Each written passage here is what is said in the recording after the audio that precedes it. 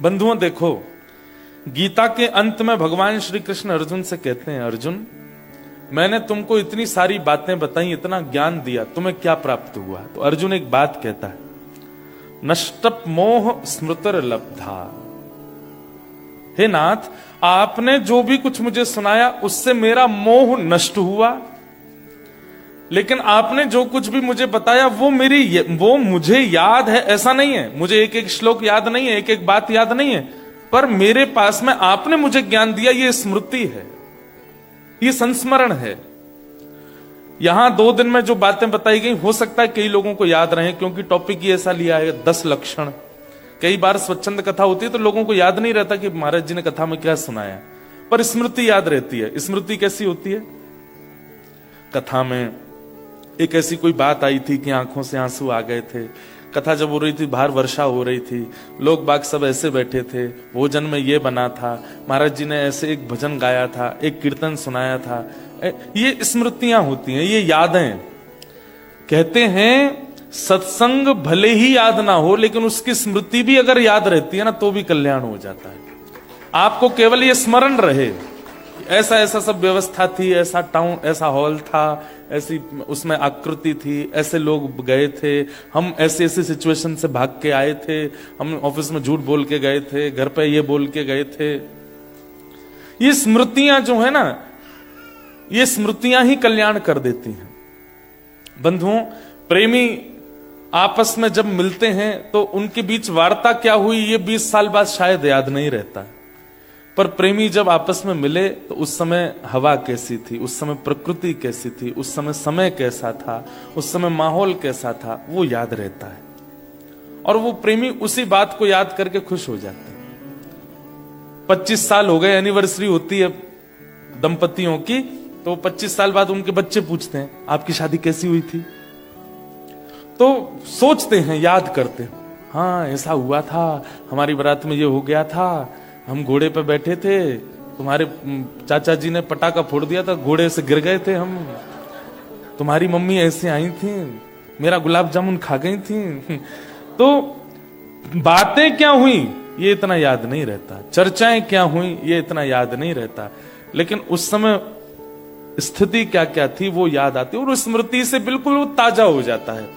जैसे मानो 25 साल पहले हुई शादी बच्चों को स्पष्ट दिखने लगती है, ठीक वैसे ही सत्संग की स्मृति, कथा की स्मृति, ज्ञान की स्मृति, भगवत संबंध की स्मृति, वो स्मृति हमेशा करते रहा कीजिए, ताकि वो ऐसा लगे अभी तो हुई थी कथा, अभी तो महाराज जी आए थे, अभी तो गिरधर लाल जी आए थे, अभी तो ये सब हुआ था। और वो स्मृति ही आपके चित्त का मार्जन करती रहेगी, चित्त को पवित्र करती रहेगी। इसलिए स्मृति लेकर के जाइएगा कथा की। जबरदस्ती ऐसा कुछ कर मत जाना कि स्मृति बन जाए, पता चली सिड्डी से लिपट गए, हमारे कमर में लगी थी जब कथा हुई थी, ऐसा कोई नहीं। पर ये जो माहौल है, ये जो हवा है, प्रकृति याद रहती है, उस प्रकृति का स्मरण ही कर लेना, उसी से कल्याण हो जाएगा। क्योंकि अर्जुन वही कहता है कि नाथ आपने कहा क्या क्या है, हो सकता है कि मुझे इतना याद ना रहा हो, पर मेरे पास ये सदा स्मृति रहेगी कि आपने ऐसी स्थिति में मेरे सामने खड़े होकर के मुझे ज्ञान दिया। भगवान बोले बस ये स्मृति से ही कल्याण हो जाएगा तेरा। नष्टप मोह स्मृतिर लब्धा। तो यादें हैं, आप सब लोग इन यादों के साथ रहिएगा, जो जो हमारे साथ पूरी यात्रा में थे और जो कैनबरा में ही हैं वो यहाँ की यादों में रहिएगा। फिर मिलेंगे अगले वर्ष, जरूर जल्दी कुछ योजना बना करके आएंगे। बाकी भक्तिपथ ऑस्ट्रेलिया के द्वारा कुछ ना कुछ क्रम चलता रहेगा। संभवतः बहुत जल्दी हमारे पूज्य पिताजी महाराज वे भी कथा के लिए ऑस्ट्रेलिया आएंगे। अभी शिकागो में उनकी कथा चल रही है, तो सबने प्रार्थना की है महाराज जी समय दीजिए, आप ऑस्ट्रेलिया भी आओ। तो भक्तिपथ के माध्यम से कभी पिताजी भी आएंगे।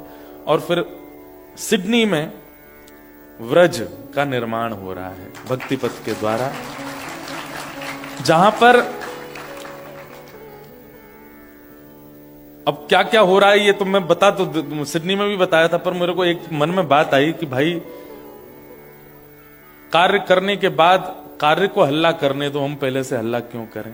पर निश्चित है एक सूक्ष्म व्रज कैनबरा सिडनी रोड के बीच में या कहीं पर इसी आप लोगों से 2 घंटे की दूरी पर और सिडनी वालों से 40 मिनट की दूरी पर एक व्रज का निर्माण हो रहा है, जहां आप कोई मंदिर नहीं है, कोई ऐसा भवन नहीं है बड़ा, पर खुले में ही एक व्रज की अनुभूति हो, ऐसा एक व्रज निर्माण हो रहा है। और वहां हमारे वृंदावन की आचार्य पद्धति, वृंदावन की भाव पद्धति से ऐसा सब वहां निर्माण किया जाएगा। बातें तो मेरे मन में बहुत कुछ आ चुकी हैं। हमारा मन तो है कि सप्तनिधि का जो पद है, वृंदावन प्यारो वृंदावन, उसमें गोविंद देव, गोपीनाथ, मदन मोहन, राधा रमण, राधा वल्लभ, जुगल किशोर और कुंज बिहारी, इन 7 ठाकुरों की छोटी छोटी कुंज बनेगी। सप्तनिधि मंदिर, वहां 7 निधि हैं, श्री गोविंद देव जी से लेके और बिहारी जी तक। और जब व्रज का निर्माण होगा तो उन 7 ठाकुरों की पहले तो चित्रपट की ही सेवा होगी, मूर्ति स्थापना नहीं करेंगे, मूर्ति स्थापना बाद में करेंगे, पहले चित्रपट की स्थापना होगी। और चित्रपट भी स्पेशल बनवाए जाएंगे भारत में, अद्भुत बड़े बड़े चित्रपट। और उन चित्रपटों का जो लोकार्पण और उनका जो व्यवस्थीकरण होगा वो 7 निधियों के गोस्वामी जन आएंगे ऑस्ट्रेलिया और वे अपने हाथों से करेंगे। ऐसी योजना है। जो गोविंद देव जी के सेवायत हैं उनसे निवेदन करेंगे, वे ऑस्ट्रेलिया आके गोविंद देव जी को विराजमान करेंगे। गोपीनाथ जी के जो सेवायत जयपुर में हैं वो गोपीनाथ जी की स्थापना करेंगे। जो मदन मोहन जी के सेवायत करौली में हैं उनका वीजा लगवाएंगे, उनको बुला के उनसे स्थापना करवाएं। जिनके हाथ के ठाकुर उनके लाड़ से ही विराजें। राधा रमण लाल जी के स्थापना के लिए श्री राधा रमण जी के गोस्वामी आएंगे। हमारे जुगल किशोर जी के लिए पन्ना से वहां के गोस्वामी जन आएंगे। राधा वल्लभ लाल जी के लिए श्री राधा वल्लभ लाल जी के सेवायत आएंगे। श्री बिहारी जी के लिए बिहारी जी के गोस्वामी और हमारी हरिदास परंपरा के रसिक जन आएंगे। बाकायदा जैसे वृंदावन में समाज गायन होता है, पद गायन होता है, मंगला आरती होती है, राजभोग होता है, शयन होता है, वैसी पद्धति वहां पर व्यवस्थित की जाएगी। और वृंदावन से 7 श्रेष्ठ ब्रजवासी पुजारी बुलाए जाएंगे जो वहीं रहकर के 7 निधियों की सेवा करेंगे। गौशाला छोटी सी बनेगी जहां गायों की सेवा भी होगी। और एक वहां पर भक्तिपथ गुरुकुलम, जिस गुरुकुल में शनिवार रविवार की क्लासेस हुआ करेंगे। 5 क्लास होंगे। अब ताली बाद में बजाना सुन लो पहले। बात है तो इतनी, हर बात पर टप टप बजा दोगे आप। तो गुरुकुल की स्थापना होगी। उस गुरुकुल ऐसा नहीं है कि वहां आपको प्रॉपर पूरे स्कूलिंग वहां होगी, भगवान ने चाहा तो वो भी हो जाएगा, लेकिन प्रारंभ में केवल शनिवार और रविवार को ही क्लासेस होंगी जिसमें 10 साल से लेकर के इन्फिनिटी तक की उम्र के लोग ज्वाइन कर सकते हैं। और उस क्लास का मोटिव होगा, 5 सेक्शंस होंगे, जैसे first grade, second grade, third grade होता है। ऐसे हमने ग्रेड नाम नहीं रखे, फर्स्ट सेकंड थर्ड नहीं रखे। तो फर्स्ट ग्रेड का नाम रखा है बाल लीला। तो बाल लीला से जो पास आउट होंगे वो जाएंगे व्रज लीला में। व्रज लीला से जो पास आउट होंगे वो जाएंगे गोवर्धन लीला में। और गोवर्धन से जो पास आउट होंगे लास्ट क्लास होगी रास लीला। तो ऐसे लीलात्मक नाम रखे जाएंगे क्लासेस के। और वहां प्रारंभिक शिक्षा जैसे फर्स्ट क्लास में बहुत लॉजिकल और बहुत छोटी छोटी जानकारियां धर्मशास्त्र के और हमारे हिंदू सनातन के बारे में। तिलक क्यों लगाते हैं, शिखा क्यों रखते हैं, घर पे कोई मेहमान आए तो उसको तिलक क्यों करना चाहिए, शंकर जी पर दूध क्यों चढ़ाते हैं, गणेश जी को दूर्बा क्यों चढ़ाते हैं, दुर्गा मैया को सिंदूर क्यों चढ़ाते हैं, बाल कृष्ण प्रभु का पंचामृत अभिषेक क्यों करते हैं। ऐसे 100 पॉइंट्स चुने जाएंगे जो बहुत जरूरी होते हैं सबको जानने के लिए। उन 100 पॉइंट्सों को बताया जाएगा। 3 क्लासेस हुए करेंगी एक सेक्शन की। और फिर फोर्थ क्लास में माने शनिवार रविवार, शनिवार रविवार, शनिवार रविवार, चौथा शनिवार रविवार उस क्लास के बच्चों के सबके एग्जाम होंगे। उनसे पूछा जाएगा आप क्या सीखा बताओ 3 क्लासेस में। उसमें जो लोग पास आउट होंगे वो फिर सेकंड सेक्शन में जाएंगे, मतलब बाल लीला से पहुंच जाएंगे व्रज लीला में। फिर व्रज लीला में थोड़ी और अपग्रेड हो जाएगा। उसके आगे गोवर्धन लीला, गोवर्धन लीला में प्रैक्टिकली चीजें ज्यादा सिखाई जाएंगी, बताने वाली कम। जैसे कि हवन कुंड कैसे बनाया जाता है, सातिया बनाने का नियम क्या होता है, गैया का दूध कैसे काढ़ते हैं, गोबर कैसे थापते हैं, घर में रंगोली कैसे बनाते हैं, घर में कोई संत आ जाए तो उनका स्वागत कैसे करते हैं, उस समय कौन से मंत्र बोलते हैं, सब चीजें, भोग लगाने की क्या विधि है, सब कुछ वहां पर जितना प्रभु कृपा करेंगे। मतलब कल को कोई अगर भारत से संत आवे, वो आपके घर आवे, तो घर आते ही उसको पता चल जाए कि ये भक्ति पथ का पथिक है। आपका स्वरूप, रूप और आपकी वाणी और आपकी क्रिया। आज पता है, हम एक बात मेरे मन में आई थी, भारत के कितने ऐसे संत हैं वो विदेश जानबूझ के नहीं आते। क्यों? क्योंकि उनको एक चीज का डर लगता है कि चलिए कम से कम रोटी सब्जी मिल जाएगी, लेकिन फिर भी इतनी शुद्धता नहीं मिलेगी घरों में।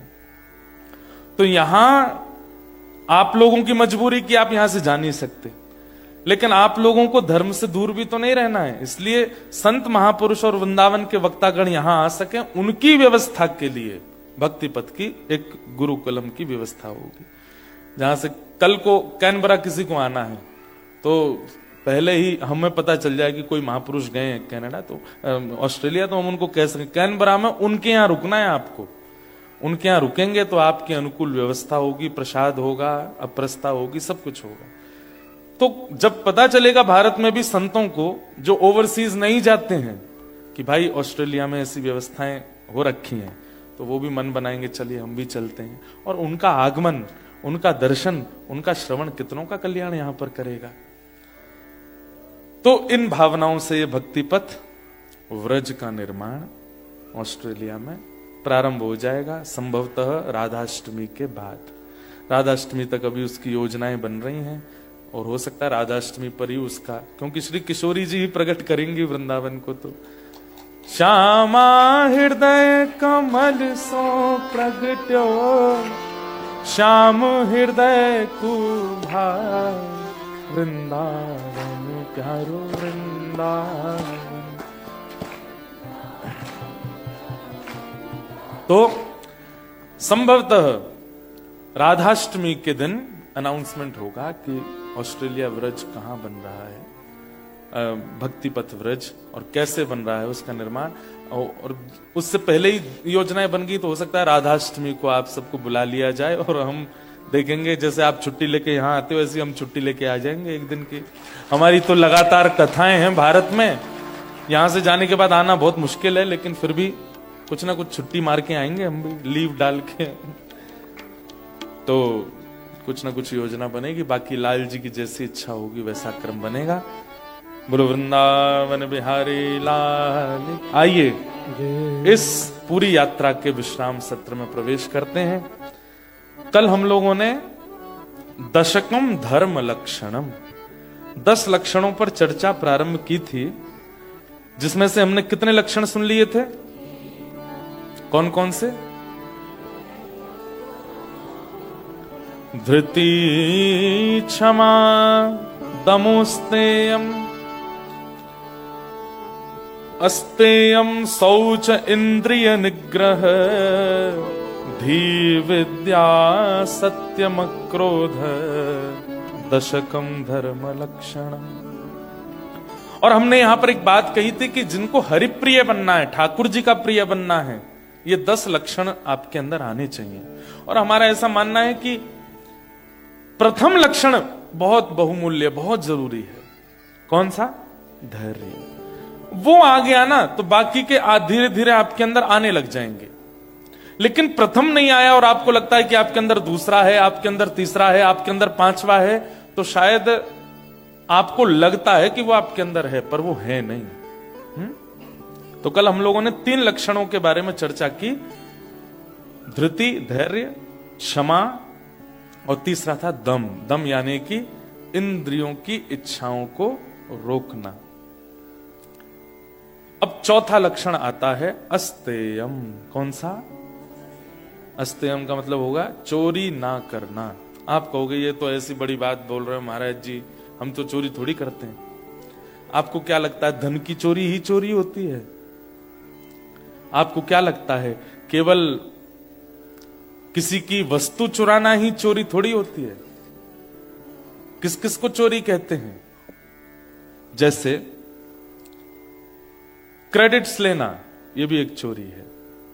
किया किसी ने पर मेरा नाम आ जाए, ये एक चोरी है। और जैसे चोरों को दंड मिलता है ना नरक में, ऐसी इस प्रकार की क्रेडिट्स चुराने वालों को भी चोरी मिलती है। और अगर आप इस बात को सुन करके किसी का ध्यान करो, हन्ना कैमरा में एक है, सब हम करते हैं, लेकिन वो आगे आकर के अपना फोटो खिंचवा लेता है। आपने बहुत लोगों को सोच लिया होगा, लेकिन सब देखो तो चोर जगत में, हम सब चोर हैं। कैसे चोर हैं?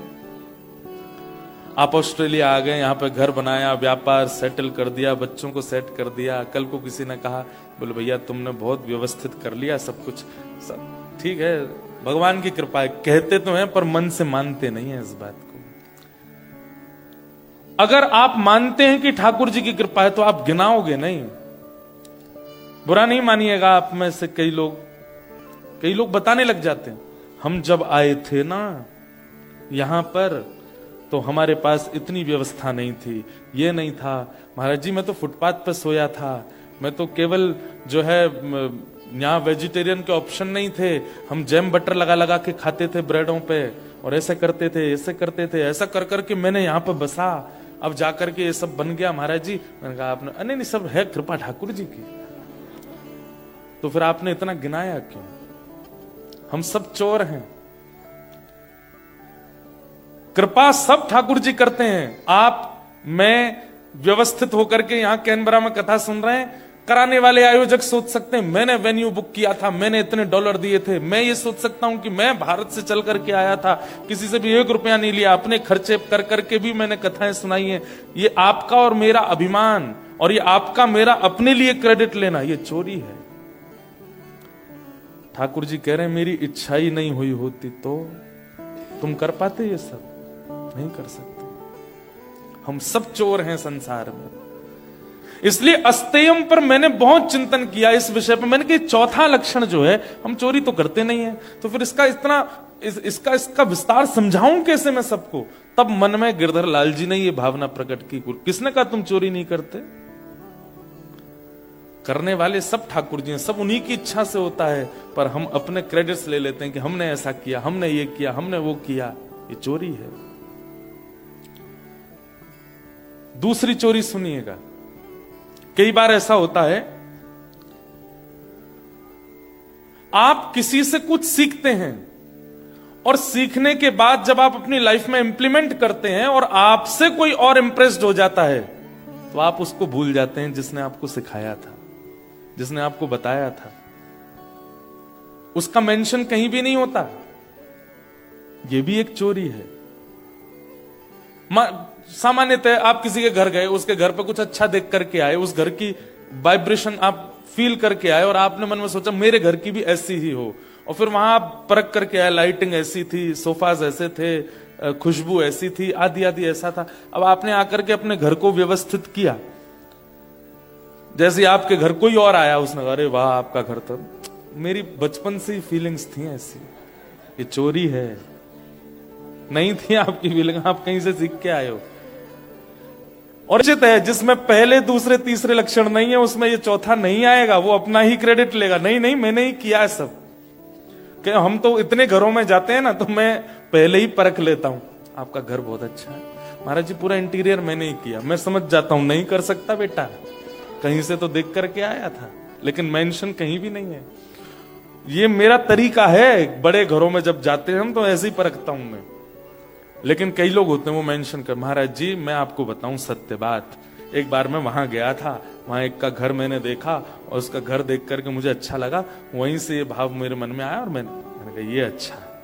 निश्चित ही इसमें प्रथम दूसरा तीसरा लक्षण होगा, तभी ये चौथा लक्षण। ये चोरी नहीं कर रहा। कई लोग हैं, अब जैसे हम तो हिंदी में प्रवचन करते हैं, वो हमारी ही बात सुन सुन करके अंग्रेजी में रील बना बना के डाल रहे हैं। That was my thought process. Whole night I was just thinking about it, and I thought that I should make some video and just tell you that what was my thought process. और जब बात सुनने में मैंने कि ले बेटा मेरी बात ही सुन के गया, बोल दी वहां जाके।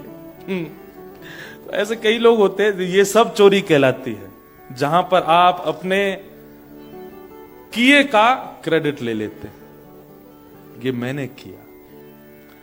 अच्छा, मान लीजिए कोई आपका ही इन्वेंशन है, कोई आपका ही निर्माण है, चाहे वो थॉट हो, चाहे वो क्रिया हो, चाहे वो कुछ भी हो, तब भी आप ये नहीं कह सकते कि आपका है।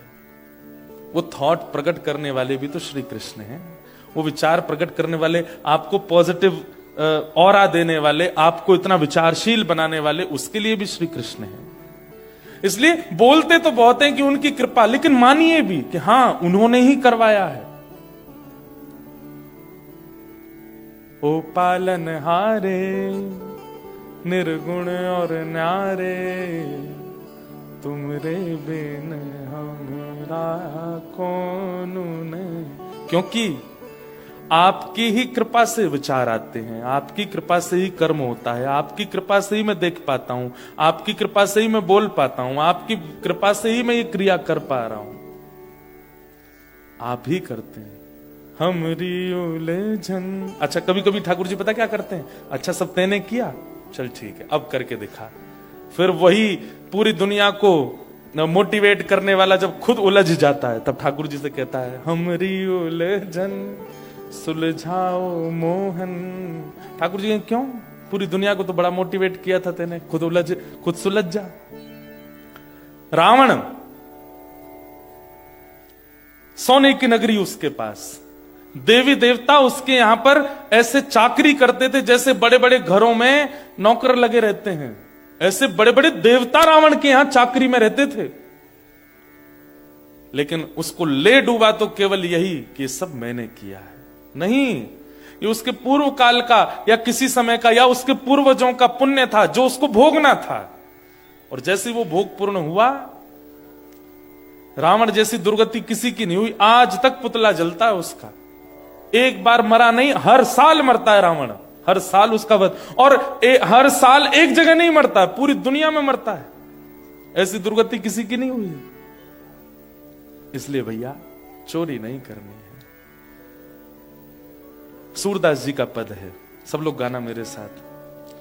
देखे तो सब चोर जगत में, देखे तो सब चोर जगत में, देखो तो सब चोर जगत में, देखो तो सब चोर जगत में, देखो तो सब चोर जगत में, देखो तो सब चोर जगत में, देखो तो सब चोर जगत में, देखो तो सब चोर जगत में, देखो तो सब चोर जगत में, देखो तो सब चोर जगत में। राजा रानी शहर के चोर, राजा रानी शहर के चोर, राज्य के चोर हैं राजा रानी, राज्य के चोर है राजा रानी, और हाँ शहर चोर व्यापारी, शहर चोर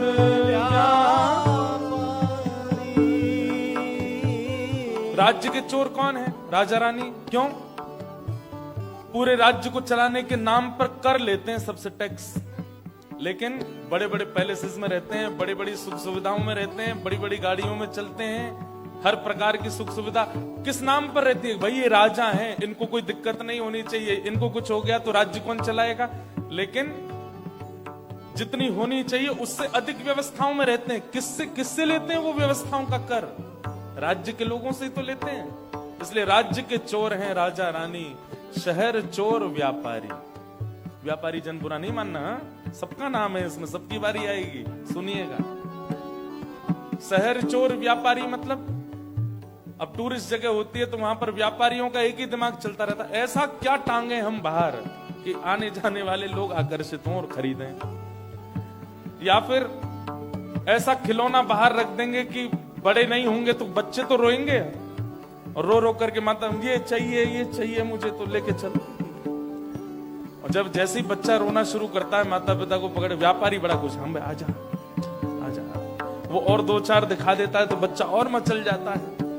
माता पिता कहते हैं बस भैया इससे ज्यादा मत दिखाना, बहुत जिद करेगा नहीं तो। व्यापारी और बढ़िया, ये तो बच्चों के लिए। अब माताएं जाती हैं कुछ खरीदने के लिए तो व्यापारी जन सुंदर सुंदर जो पहनने वाली वस्त्र होती हैं उनको कैसे सजा के रखते हैं, किस लिए? ताकि आपके मन का चोर उसके प्रति आकर्षित हो और उनको कुछ मिले। सब ऐसे ही चलता है। ये पद क्यों गाया गया पता है? सूरदास जी ने क्रोध में इस पद को गाया। बोले क्यों? बोले दुनिया में एक ही चोर प्रसिद्ध है। बोले कौन? बोले माखन चोर। सबने हमारे ठाकुर जी को चोर कह दिया, अपने ऊपर देखा कभी कि तुम भी तो चोर हो? इसलिए क्रोध में सूरदास जी ने ये पद लिखा।